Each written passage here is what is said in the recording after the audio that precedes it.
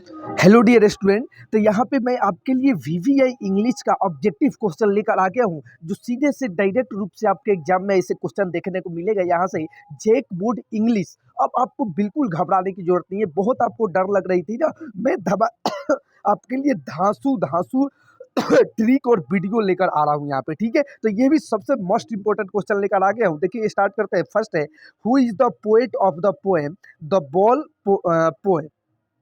तो ball of poem, देखिए ball of poem का यहाँ पे कवि पूछ रहा है कौन है। तो यहाँ पे एक आपको ट्रिक बताता है कि देखिए बॉल कौन खेलता है। बॉल कौन खेलता है? मैन।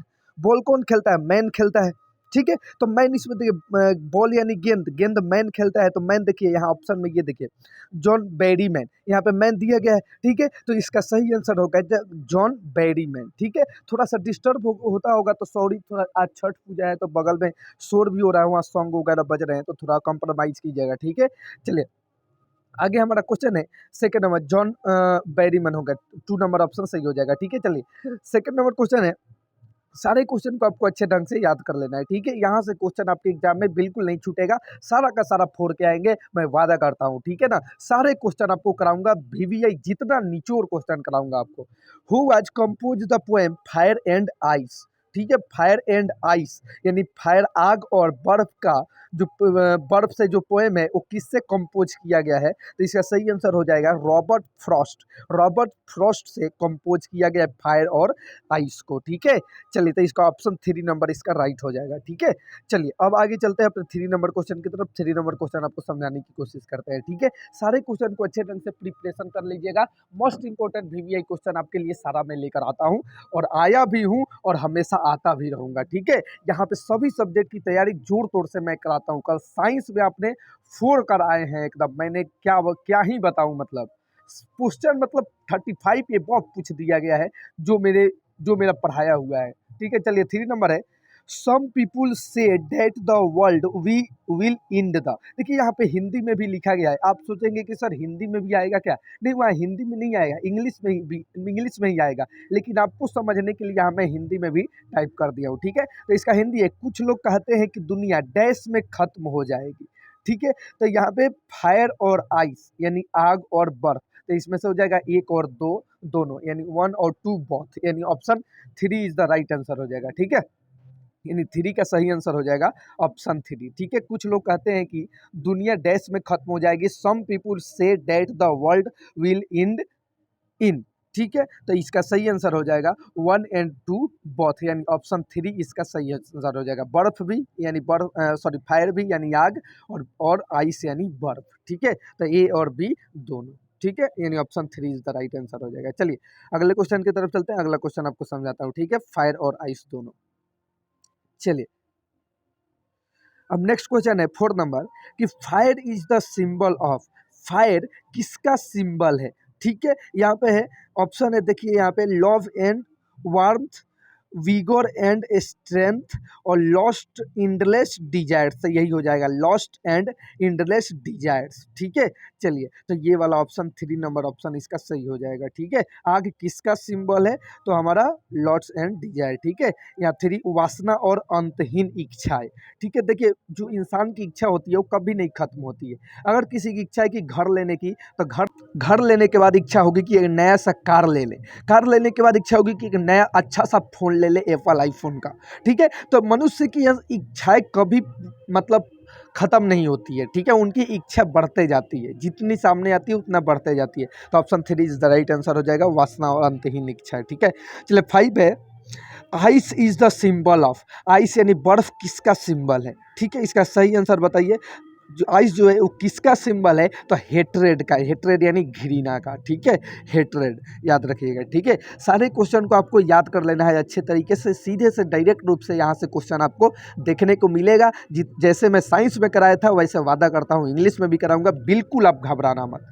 6 है कि what is enough to destroy the world twice, ठीक है। दुनिया को 2 बार तबाह करने के लिए क्या काफ़ी है, ठीक है।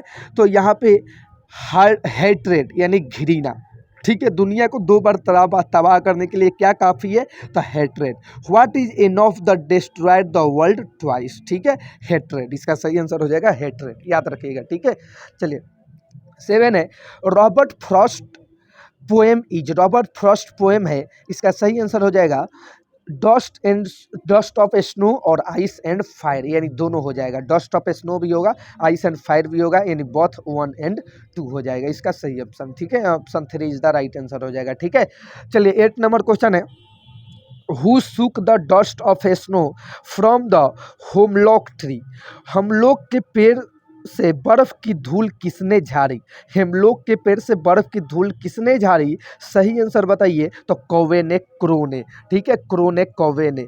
Who shook the dust of snow from the hemlock tree, तो यहाँ पे क्रो ऑप्शन सही हो जाएगा। ठीक है, चलिए 9 है what did crow shake on the poet, ठीक है, कौवे ने कवि पर क्या हिलाया, कौवे ने कवि पर क्या हिलाया, तो डस्ट ऑफ स्नो यानी बर्फ की धूल। What did crow shake on the poet, the dust of snow, बर्फ की धूल। ठीक है, चलिए सारे क्वेश्चन को ढंग से आप याद कर लेना। ठीक है, बिल्कुल आप घबराना मत, थोड़ा सा कंप्रोमाइज करना, बगल में छठ है ना, तो थोड़ा सा आवाज़ उधर से आती होगी। ठीक है, लेकिन प्रॉब्लम कोई नहीं होने दूंगा। ठीक है, आपको प्रॉब्लम नहीं होनी चाहिए। चलिए अगला है 10 how did dust of snow effect the poet, बर्फ की धूल ने कवि को कैसे प्रभावित किया। ठीक है, तो इसका सही आंसर हो जाएगा इट चेंज हिड मूड, इसके उसका मूड बदल दिया, इसने उसका मूड बदल दिया। How did the dust of snow effect poet, तो इट चेंज हिज मूड, उसने उसका मूड बदल दिया। ठीक है, तो ऑप्शन 2 इसका राइट आंसर हो जाएगा, याद कर लीजिएगा। ठीक है, सारे क्वेश्चन को आपको ढंग से प्रिपरेशन कर लेना है, बिल्कुल घबराने की जरूरत नहीं है। चलिए अगला 11 नंबर है what was the mood off the poem in the beginning, शुरुआत में पोएम का मूड क्या था। ठीक है, तो सैड था यानी दुखी था। ठीक है, सैड था शुरुआत में, पोएम का बिगनिंग माने शुरुआती में पोएम का मूड कैसा था, तो सैड था यानी दुखी था। ठीक है, यानी फर्स्ट नंबर ऑप्शन इसका राइट हो जाएगा। ठीक है, चलिए अगले क्वेश्चन की तरफ चलते हैं। 12 नंबर क्वेश्चन आपको समझाता हूँ।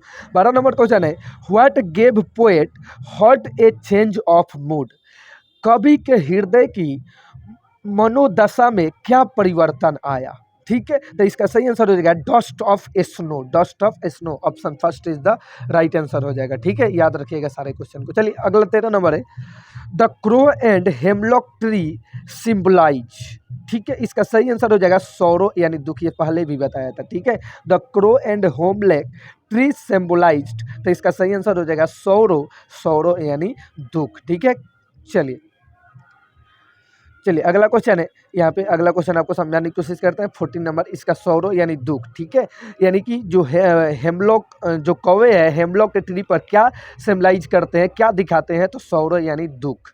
ठीक है, किस चीज़ के सिंबल करते हैं, तो दुख की। चलिए 14 है who passes near the water hole, water hole के पास कौन से पास से कौन गुजरता है, तो मोटा हिरन, फैट डियर, याद रखिएगा।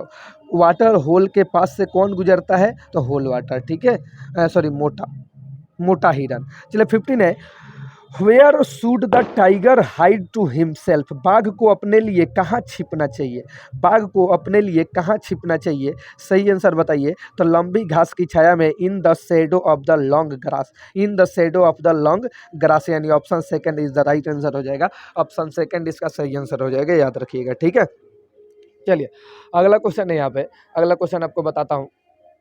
16 है कि how does the tiger terrorise wearing his white fangs his claws, बाघ अपने सफ़ेद नुकीले अपने पंजे को खोलकर किसे आतंकित करता है। ठीक है, तो यहाँ विलेजर्स यानी ग्रामीण को, याद रखिएगा। ठीक है, विलेज यानी ग्रामीण को। ठीक है, ऑप्शन फर्स्ट इसका सही आंसर हो जाएगा। ठीक है, चलिए अगला 17 नंबर क्वेश्चन है how do the eyes of tiger look, बाघ की आंखें कैसे दिखती है, तो ब्रिलियंट यानी तेजस्वी। ठीक है, बाघ की आंखें कैसे दिखती है, ब्रिलियंट तेजस्वी। How did to the eyes of the tiger look, तो यहाँ पे हो जाएगा ब्रिलियंट। ठीक है, चलिए अब चलते हैं हम नेक्स्ट क्वेश्चन की तरफ। 18 नंबर क्वेश्चन ये रहे आपके स्क्रीन पे। 18 है at what does the tiger look at in night, बाघ रात में क्या देखता है? तो स्टार्स यानी तारे देखता है, ठीक है, यानी 3 नंबर ऑप्शन सही हो जाएगा, ठीक है। चलिए 19 है, which animals roar is enough to kill you? किस जानवर की दहाड़ आपको मारने के लिए काफ़ी है? तो एशियन लैयन यानी एशियन शेर, ठीक है, option first is the right answer हो जाएगा, ठीक है। सारे क्वेश्चन को आपको याद कर लेना है अच्छे तरीके से, ठीक है। चलिए अब चलते हैं अपने नेक्स्ट क्वेश्चन की तरफ। 20 नंबर क्वेश्चन है कि which large and tawny beast would you find the jungle of the east? आपको पूर्व के जंगल में कौन सा बड़ा और पीले रंग का जानवर मिलेगा? ठीक है, तो एशियन लैंड, ठीक है। Which large and tawny beast would you होगा यहाँ पे, you find in jungle of the east, ठीक है। चलिए याद रखिएगा। चलिए अगला क्वेश्चन है 21 नंबर, how is Bengal tiger describe? Bengal tiger का वर्णन कैसे किया गया है? तो याद रखिएगा, नोबल वाइल्ड बीस्ट, कुलीन जंगली जानवर से, ठीक है, कुलीन जंगली जानवर से नोबल वाइल्ड बीस्ट, ठीक है, बीस्ट है। चलिए अगला 22 नंबर क्वेश्चन की तरफ चलते हैं। ये देखिए,